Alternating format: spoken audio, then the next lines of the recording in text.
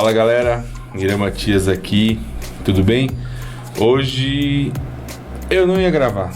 Cheguei no escritório, no estúdio aqui e falei, vamos gravar. E aí, do nada, eu resolvi gravar. E dois temas estavam no meu coração que eu poderia trazer aqui a gente falar.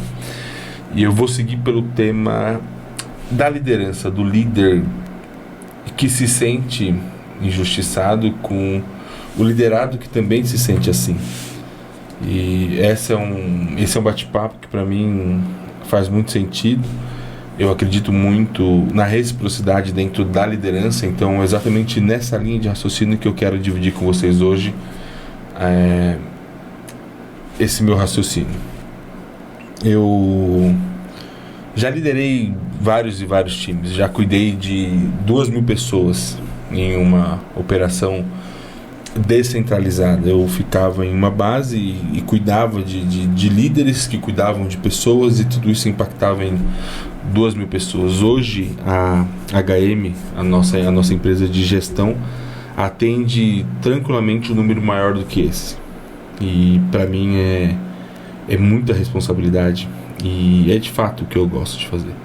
Então hoje a HM atende muita gente de forma direta e indireta, sejam os donos, sejam os diretores, gestores e os seus funcionários ali. Tem projeto que a gente atende que tem quase 1.000 funcionários. Isso a gente está falando de uma empresa só. Então eu quero hoje fazer esse nosso bate-papo dentro dessa linha de raciocínio. O que eu vejo, o que a minha experiência fala sobre gestão de pessoas? Não existe, por muito tempo, talvez no tempo dos meus pais, ou até um pouco antes, não existia uma linha de reciprocidade. Uma linha de faz e eu estou à sua disposição. Existia uma linha do que estava combinado, era feito, independente de qualquer situação. E eu não estou dizendo que hoje o combinado não tem que ser feito, eu estou dizendo que hoje existe mais uma linha humanizada, uma linha mais preocupada com aquilo que realmente faz sentido pro funcionário. O que isso significa?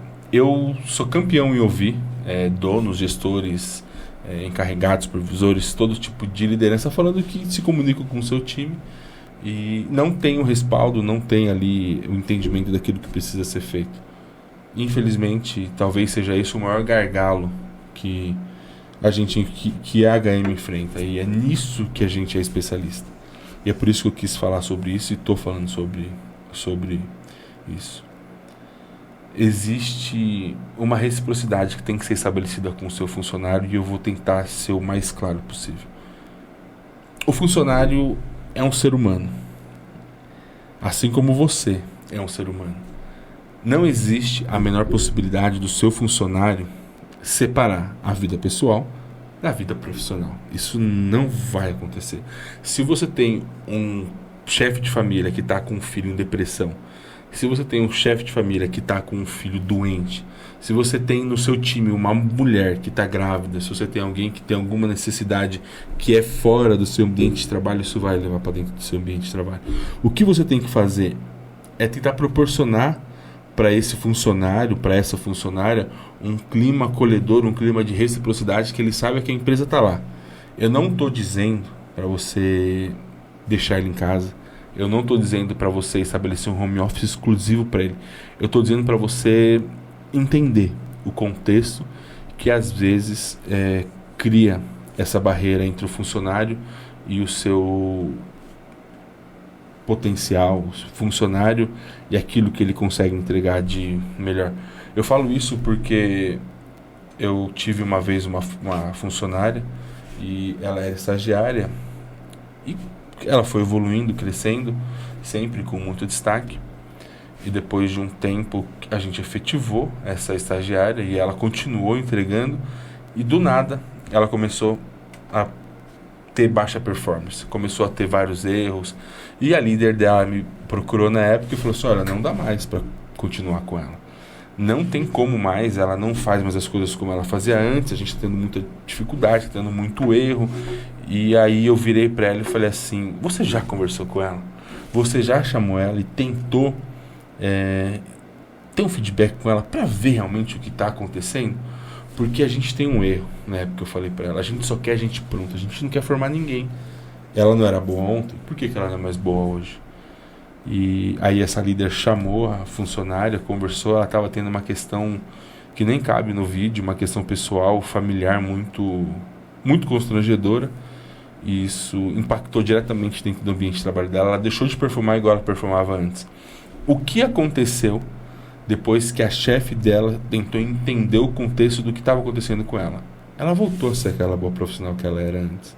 Às vezes, ouvir, saber que, olha, a empresa está aqui, está tudo bem, é uma fase, isso vai passar. Você demonstrar que você tem preocupação, que a empresa quer que ela fique bem, independente de qualquer coisa, porque ela vai para a sua empresa para levar o mantimento para dentro de casa. Então, se dentro de casa não está legal, dentro da empresa também não vai estar. E funcionou. Essa funcionária performou, essa funcionária voltou a ter alta performance nas atividades profissionais dela e ficou tudo bem. Não dá para você ter um time só com a sua linha de raciocínio. Não dá para você ter um time, para você ter uma empresa, um projeto vencedor, se só aquilo que você pensa, se só aquilo que você fala é realmente o que faz sentido. Por mais que você tenha 30 anos de empresa, por mais que você tenha feito a sua empresa do zero e você chegou onde você chegou, os tempos mudaram. Hoje a gente tem uma profusão de informações, uma profusão de conhecimento, e a gente precisa respeitar isso. Respeitar como? Ouvindo as pessoas que estão perto da gente. Ouvindo para entender o contexto do que elas vivem, do que elas fazem, do que elas precisam, e também ouvindo para ter um feedback assertivo a respeito daquilo que você faz, daquilo que a sua empresa produz. Um outro exemplo bacana que eu gosto de trazer sempre que eu falo a respeito disso, eu prestando serviço também para uma empresa, a gerente daquela empresa me procurou e falou assim: Irã, fulana não está mais desempenhando, fulano chega desanimada, fulano chega cansada, já não quer performar, não tá legal, eu acho que eu vou trocar. Naquela vez eu virei para ela e falei assim: você já conversou com ela? Você já tentou entender o que está acontecendo com ela? Ah, não tentei. Então tenta e depois a gente volta a falar para ver o que a gente consegue fazer a respeito dela. E ela foi conversar com essa funcionária. Essa funcionária era praticamente mãe solteira. Essa funcionária acordava de madrugada no escuro em uma casa de comunidade e andava 2-3 quilômetros com uma criança de 4 anos no colo, para tirar da casa dela dormindo, para não acordar, levar para casa de um parente, para deixar a criança dormindo e poder chegar no emprego, que ela entrava às 8 e ela conseguia chegar às 8h10, 8h20. Poxa, o que são 10 minutos dentro de um contexto de uma funcionária que acordou de madrugada, escuro, saiu de casa correndo risco de ser violentada, de ser assaltada de madrugada, mas ela tinha um propósito: chegar no emprego dela às 8, e ela não chegava. E quando ela chegava às 8h10, a chefe dela já olhava para ela de cara feia. Aí você pode virar e falar: mas Irã, o que a filha dela tem a ver com a empresa? Tudo. Ela está na empresa porque a filha dela existe. Ela acorda às 4 horas da manhã, ela coloca a filha no colo, ela carrega a filha, ela roda quilômetros no escuro.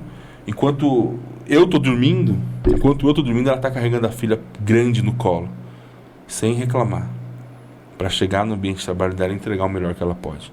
E como que ela é recebida no trabalho?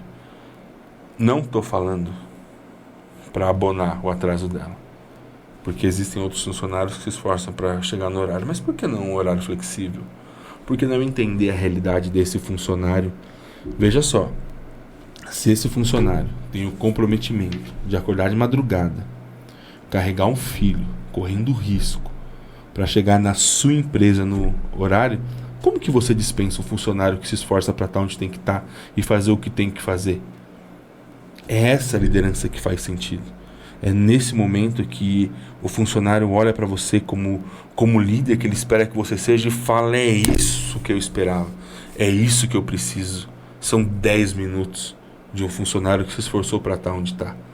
Então, existe uma expectativa da empresa com o funcionário. Quando a gente faz entrevista, a gente fala quais são as expectativas que a gente tem, quais são os targets que a gente tem, quais são as funções que você quer que o funcionário exerça, e você entrega tudo isso para o funcionário e fala, vai.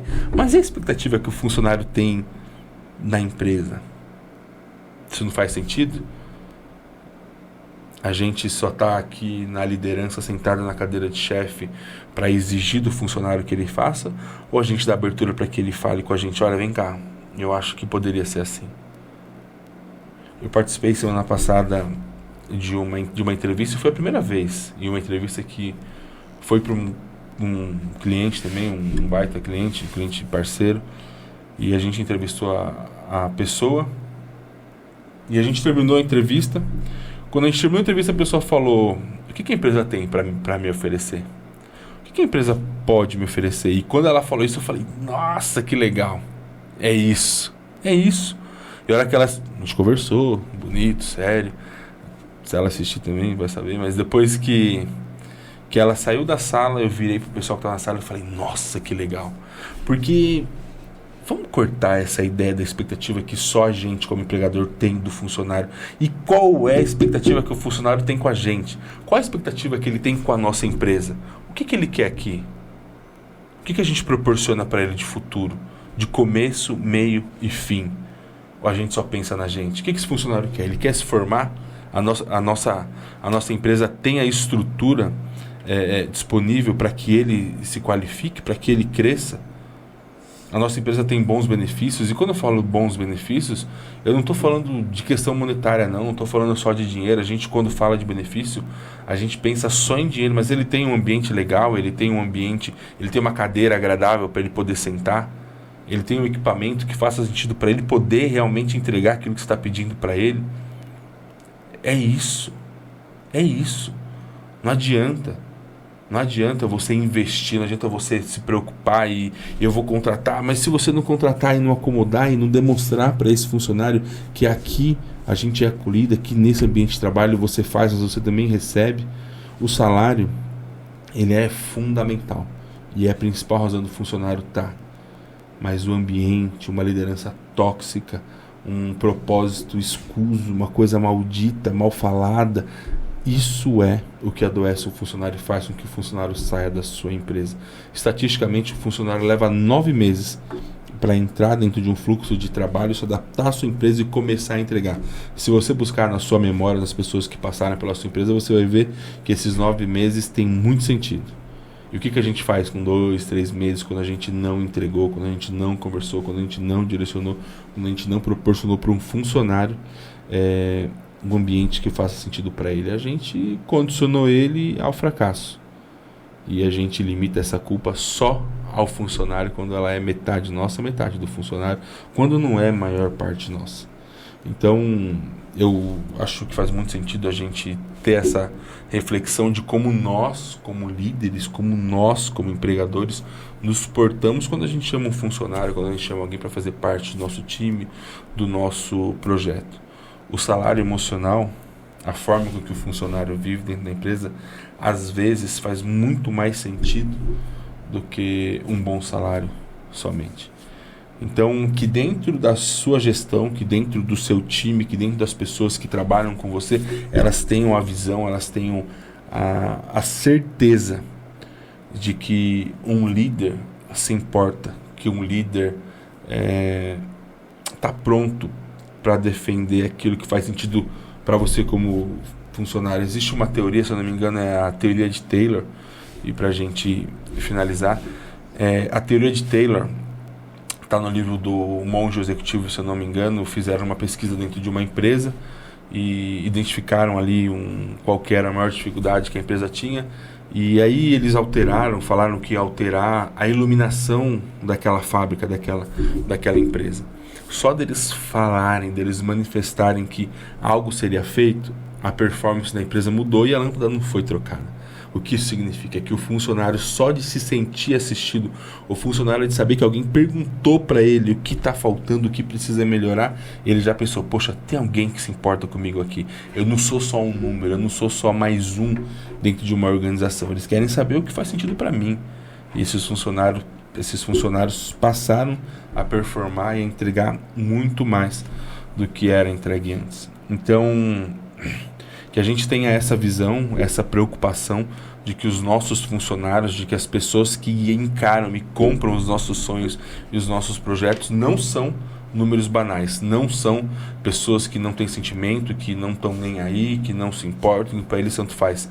São seres humanos, são pessoas que chegam em casa, tem filho, tem filha, tem conta atrasada, tem boleto, tem uma vida inteira depois das 6, tem uma vida inteira depois que o cartão de ponto bate.